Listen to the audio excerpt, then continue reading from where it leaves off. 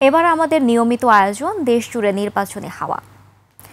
জাতীয় নির্বাচন ঘিরে সরগরম ফেনীর রাজনীতির মাঠ। জেলার ৩টি আসনেই প্রার্থী চূড়ান্ত করেছে জামায়াত। তবে অন্য জেলার মতো এখানেও প্রতিটি আসনে বিএনপির টিকিট চাইছেন একাধিক প্রার্থী। বসে নেই ছোট ছোট দলগুলো, ব্যস্ত তারা গণসংযোগে। ফেনী প্রতিনিধি নজরুল ইসলাম রঞ্জুর তথ্য ছবিতে দেখুন ডেস্ক রিপোর্ট। জীবন অবাক না করলে কে করবে? 28% মিল্ক ফ্যাটের অবাক করার সাথে ফ্রেশ মিল্ক পাউডার। জীবন অবাক করুক প্রতিদিন। ফেনীর ৩টি আসনে মনোনয়ন প্রত্যাশী প্রায় ডজনের বেশি। শেখ হাসিনার পতনের পর বিএনপির ঘাঁটি হিসেবে পরিচিত ফেনীর রাজপথে প্রায় প্রতিদিনই চলছে মিছিল।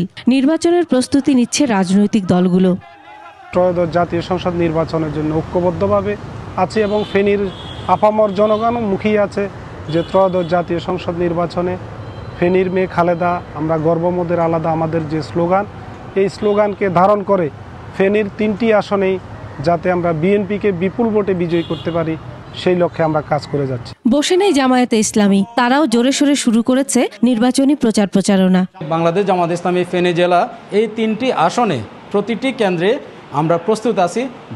যখন সরকার নির্বাচন নেবে তখনই আমরা প্রস্তুত আছি এবং আমাদের জনশক্তি সেভাবে রেডি আছে। এই জেলায় এনসিপির কোনো কমিটি এখনো হয়নি, তবে তারা নির্বাচনের প্রস্তুতির আভাস দিয়েছেন। অন্যান্য দলও বসে নেই, জয়ের ব্যাপারে তারাও আশাবাদী। ইসলামী আন্দোলন বাংলাদেশ যদি 300 আসনের প্রার্থী দেয়, ফেরি 3টি আসন যদি প্রার্থী থাকে, নিশ্চয়ই আমাদের নেতাকর্মীরা মাঠে কাজ করবে এবং পিয়ার পদ্ধতি হইলে আমাদের একক প্রার্থী থাকবে।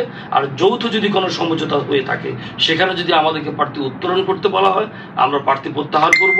আর যদি সমঝোতার ভিত্তিতে আমাদের প্রার্থী থাকে আমরা সর্বাত্মক মাঠে থেকে নির্বাচন করব। ভোটাররা বলছেন অবাধ, সুষ্ঠু, অংশগ্রহণমূলক নিরপেক্ষ নির্বাচন বাস্তবায়ন করতে পারলেই নিরপেক্ষতার প্রমাণ মিলবে অন্তর্বর্তী সরকারের।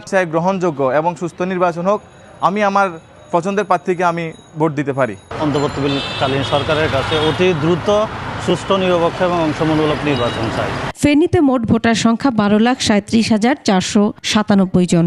বিজয় অর্জন করতে হলে একটা সামগ্রিক ঐক্য প্রয়োজন। Masum আলিসা, desk report, 21 television.